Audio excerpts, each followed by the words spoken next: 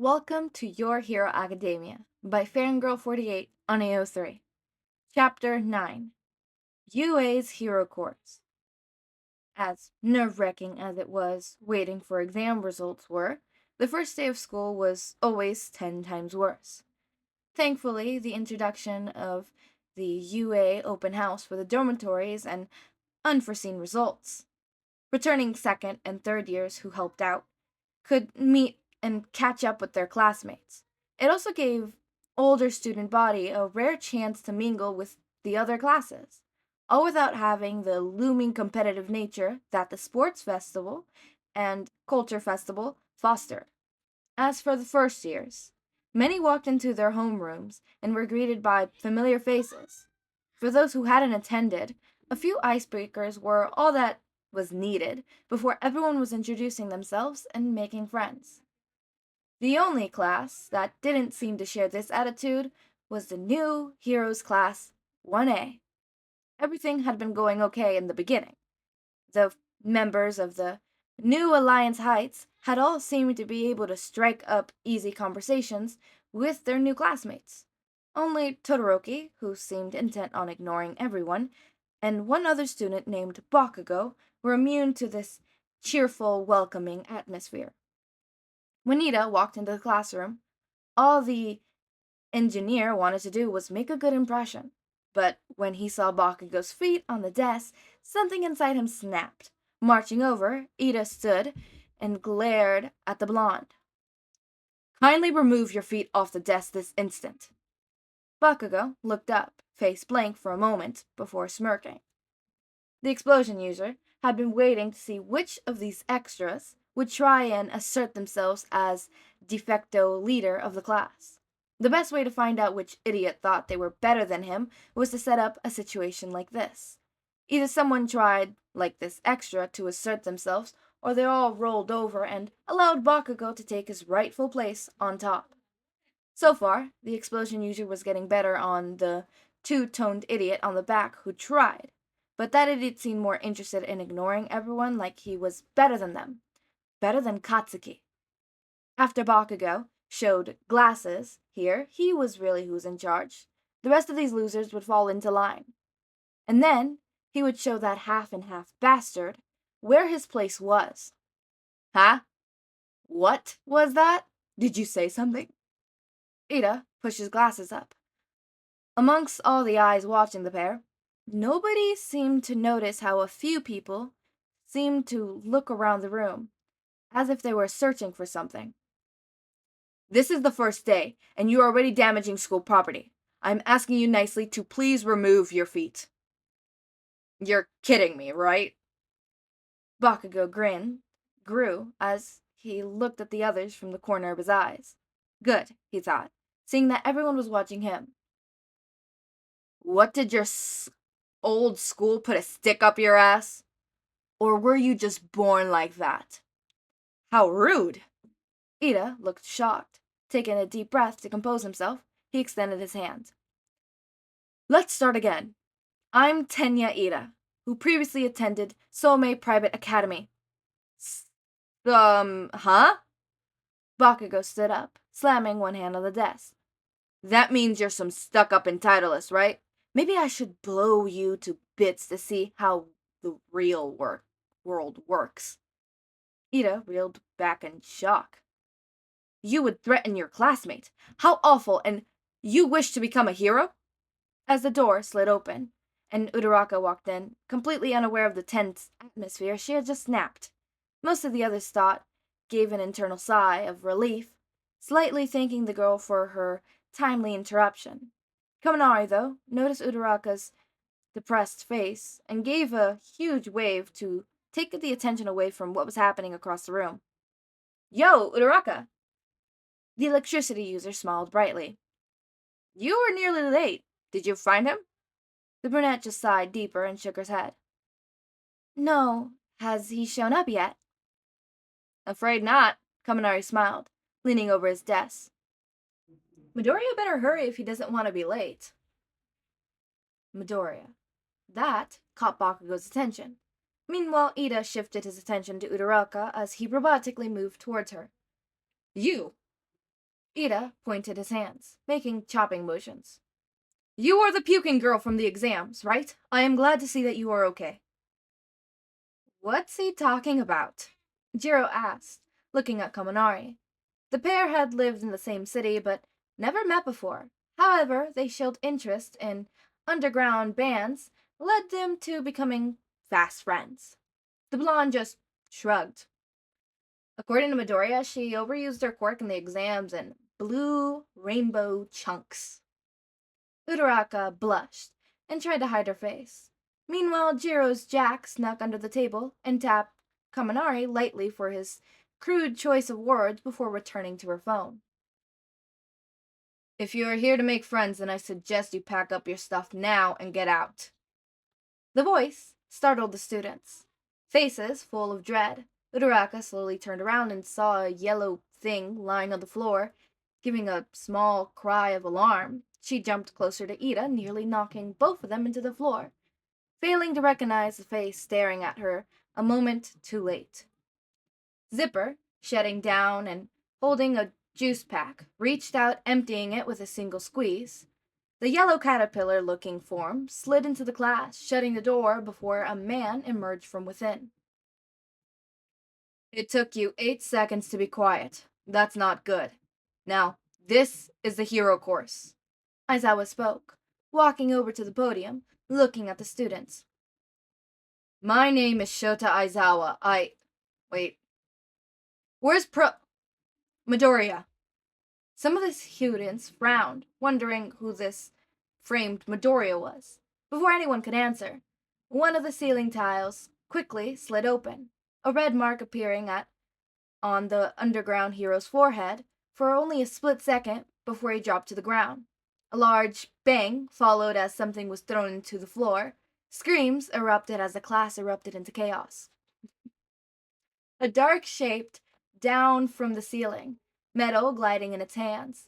Most of the students were too shocked by what was happening to realize what was going on. That is, until the cold feeling of steel slid along their skin. No one saw or heard the attacker coming. There was no rhyme or reason as to who they attacked. And because of the smoke in their eyes and the loud screams, many were blind and helpless. Even those who thought themselves strong, like Bakugo and Todoroki, dropped to the ground with one well-placed hit from their assassin. All right, that's enough. A deep voice rang out. The sound of something sliding open happened before the smoke started to dissipate. As the smoke cleared more and more, everyone saw a masked figure hunched on top of the podium. Aizawa sighed and wiped the red paint off his forehead. You're late. I am not, the person said, removing their mask to reveal Izuku underneath. I've been here the whole time. You fucking bastard! Bakugo yelled, explosions starting up as he prepared himself to launch at the spy. I will kill you! Aizawa's scarf snapped out, and he activated his quirk. Stand down, Bakugo. But God damn it! Bakugo struggled, wondering why his quirk wasn't working. What the hell is your scarf made of? It's not a scarf. It's a capture weapon made from carbon fibers and a special alloyed wire. Aizawa answered, tightening his scarf. I said sat down, you're giving me dry eye. Dude, Kaminari groaned, sitting in a seat, heartbeat going a mile a minute. Why? Izuku smiled sweetly as he hopped off the podium. I'll let you know in a second. First, would student number 9, 11, 12, and 14 please come up here? Koda, Jiro, Shoji, and Tokoyami gulped and nervously made their way up to the front. Izuku just smiled and reached into his belt he was carrying. Please hold out your arms, he asked. The 4 looked at the homeroom teacher, who nodded and extended their hands. A moment later, a small sticker was placed on their skin. You each showed great situational awareness. I was up in the ceiling for over an hour, but you 4 are the only ones who seem to notice my presence. Izuku looked back at the rest of the class. As for everyone else, we'll work on this later. You're not our teacher. Mineta pointed at Izuku angrily. You can't tell us what to do. Izuku smiled and was about to say something when Aizawa's scarf unfurled itself from Bakugo and latched onto him instead.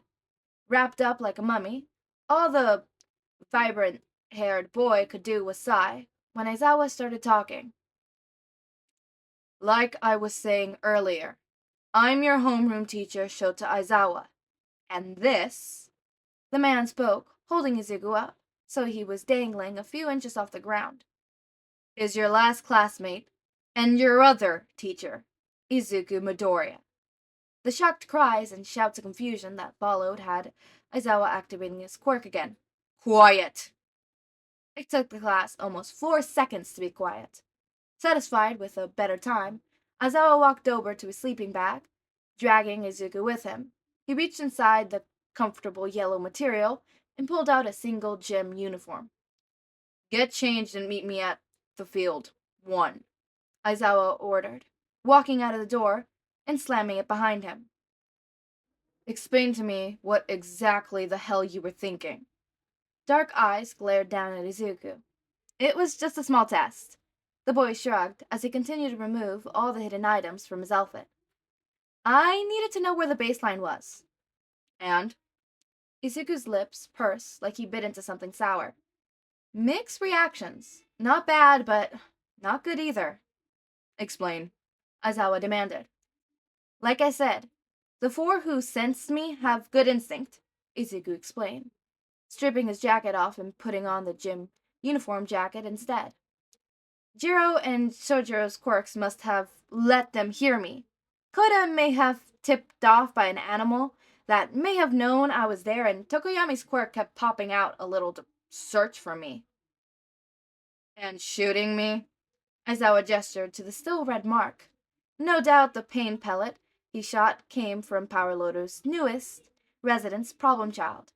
Whatever was in the pellet contained a chemical that did in fact shut down the underground hero's control over his body. For 1 agonizing minute, Aizawa could not move. What did that accomplish?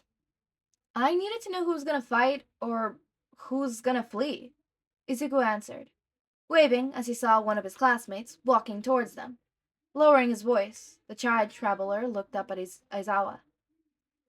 Nezu told me about the odds of them ending up dead or forced to retire because of an injury. Ojiro's face flushed painfully in Aizawa's mind. These kids are babies compared to you and me in terms of combat and experience, Izuku continued. You have years working as an underground hero behind you, whereas I've been in literal war. But these kids, no matter what anybody says, have grown up in peace times. They're weak, and as such, they need to grow up fast if they want to survive. Experience is the best teacher. Aizawa thought about it and sighed. He could see the logic in what Izuku was saying. Do you plan to do this in Vlad's class also? Somewhere in the auditorium, Vlad King shivered. Vlad specifically told me to leave his class alone today. He seemed to sense I would do something crazy. Aizawa grinned, his own student shivering now at the sight of it. He specifically said, today. Yep, Izuku chirped. Chuckling lightly, Aizawa noted Uraraka coming towards him, looking nervous. Excuse me, sir? Shouldn't we be at the opening ceremony? No time for that. The underground hero turned to face the class. If you want to be heroes, then you have no time to waste on meaningless stuff like that. Walking over to the basket, holding some baseballs, Aizawa picked one up. As you know, UA's curriculum is less traditional than most schools. This applies to us teachers as well. So today, to get the ball rolling, we're going to have a small quirk apprehension test to see where you all rank. Some of the students gulped. Softball throwing, long jumps, the 50-meter dash, all of those other tests you did in middle school will serve as a way of assessing your current levels, Aizawa explained, tossing the ball up and down as he talked. Since the government still foolishly likes to pretend we are not equal by not letting those with the most power excel, it is not a rational move, and one day they'll figure this out. But until then, Aizawa caught the ball and tossed it at Bakugo. Bakugo, you're our top scorer this year. How far were your throws in middle school? 67 meters. The explosion user answered, looking bored. Good. Aizawa nodded. Now try doing it with your quirk. Anything goes as long as you stay in the circle. Nodding, Bakugo stepped up to pitch, stretching slightly to loosen his muscles. The explosion user reeled back, activating his quirk. Die! The resolutive massive wave of dust had everyone covering their eyes. As soon as it settled, the class looked at the smirking Bakugo, all thinking the same thing. Die? Aizawa looked at the device in his hand, waiting for the numbers to stop. As soon as they stilled, he turned it around to show the students. 705.2 meters. I find this is the most reasonable way in figuring out the current limits of your quirk, Aizawa explained, noticing some excited faces already. Afterwards, we can work on figuring out what kind of heroes you'll be. There was a wave of excitement murmurs from everyone. This is awesome. Oh, right. I can't show off what I can do. Seriously, the best hero course ever. Izuku stood stone-faced, clenching his fists together as he listened to some of the things being said around him. The resolutions on his quirks baffled him. Since people weren't allowed to use their quirks, many didn't have a good handle on controlling them. Even using it in self-defense could still land someone with jail time. Nezu had critiqued a man named Destero as someone who wanted people to be free to use their quirks. Izuku on a certain level agreed with that man. The time when Destero was alive was a dangerous one. Not as dangerous as the dawn of quirks, but still people were getting hurt and dying because those in power were abusing their status. But giving people a free pass when it came to quirks was just another slippery slope. Humans, no matter who they are, were easily corrupt. Destero's desire for people to be able to protect themselves could easily be twisted. Power, no matter how noble the goal, always corrupts you in the end. Like that one villain from that old Marvel movies, the one who believed wiping out half of the universe would solve everyone's problems. Theory and practice almost never saw eye to eye. It was easy for Izuku to imagine a society where those with strong quirks ruled over those with weak quirks. And to make matters worse, where would those with invisible or no quirks fall into that sort of society? Izuku shuddered to think about it. Aizawa frowned at his class. Awesome, you say? The underground hero repeated, looking at everyone with dark eyes. Right. You all think after studying here for the next 3 years you'll be heroes. Is that right? The intense aura Aizawa was giving off had everyone too shocked to speak. Let me make one thing perfectly clear. After we finish these tests, at least one of you will be expelled. Aizawa gave a menacing grin as he pushed back some of his hair.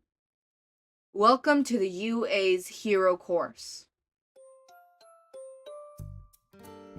Let's double back. Let's hit the brakes. Go back a little steps. Did Izuku just perform an assassination in the classroom, like a mock assassination? Throughout reading all of that, I don't know if you could tell how it sounded like I was moments from just bursting out into laughter. It sounded like I was like smiling, because that's what I was doing. I was shocked. I was like, what is happening? Okay. That's happening. He literally performed a mock assassination, right? First was Aizawa, which, by the way, I thought he was in on it. And then once they went out into the hallways and Aizawa was like, what the fuck was that? I was like, oh shit, even Aizawa wasn't in on it. I was diabolically laughing. What does that mean? Diabolical, whatever. I was laughing. I had to stop the recording there. I'm like, okay, I can't. And I had to re-record that because my laughter ruined it, because not the whole thing, I just had to re-record that one bit. Because I was laughing. I was laughing. I love that. Also, the talk they have once they get out and they're in the ground, the training ground, whatever. Izuku, stating how I was about to. I could have sworn he was going to do the whole thing was like, I'm an old man kind of thing, like, I know better, and I was going to be like, Izuku, my dear, no you don't, right? Calm down. I'm pretty sure you still have the mind of a 15-year-old. And I still am of that belief that he still has the mind of a 15-year-old, but I forgot. This is not just a 15-year-old. This is a heavily traumatized 15-year-old who has gone through war, right? So although I still think mentally he's 15, he probably is a bit more mature than other 15-year-olds because of the life he had to grow up in and stuff like that. So probably he has the mindset of an older 15-year-old, like more mature 15-year-old. Like obviously still the mindset of a 15-year-old, because technically speaking, mentally he's still 15, but he's mature. Trauma tends to be funny, and it does that, where it matures a person sometimes, and sometimes it dematures a person. Does that make any sense? Like, really traumatized kids sometimes get stuck as kids, maturity-wise. Like, they cannot move on from that to the point where they just don't, like, their brain doesn't develop as much anymore because the trauma was too traumatic. Right? And sometimes it's the opposite, where a kid gets traumatized and they become too mature for their age, where it's just at this point, it's like, you're not being a kid, and that isn't a good thing either. Maturing too fast is not a good thing, right? It has lasting effects, because like that's trauma you're gonna have to live with, and you're gonna have to later on down the road understand that it's okay to just relax sometimes. You don't have to put rhyme or reason to every single thing. You don't have to take everything so seriously. You can just sit, relax, and heal your inner child by like playing a kid's movie, So, do I still think Izuku is mentally 15? What the hell, Alexa? I didn't say your name. Oh, music, no! Okay, so, I don't even know if you guys picked up the Alexa, but my Alexa started talking. I keep saying her name, so she's gonna start talking again. Not even mine, that's my sister's. I don't even want that thing. I mean, I love it when the AI takes over. I swear to God. But, as I was saying, before Alexa interrupted me and started playing music, which is why I had to stop the recording super fast, because I was like, oh, no, not happening. I don't even remember what I was saying. I'm just gonna go straight to the outro. Whatever I was saying, I'm sorry. As always, my raindrops, make sure to eat, sleep, drink water, take your meds. Have a wonderful day or night. Join our community Discord server, link is in the description. Subscribe to see more of my content, and thank you so much for watching.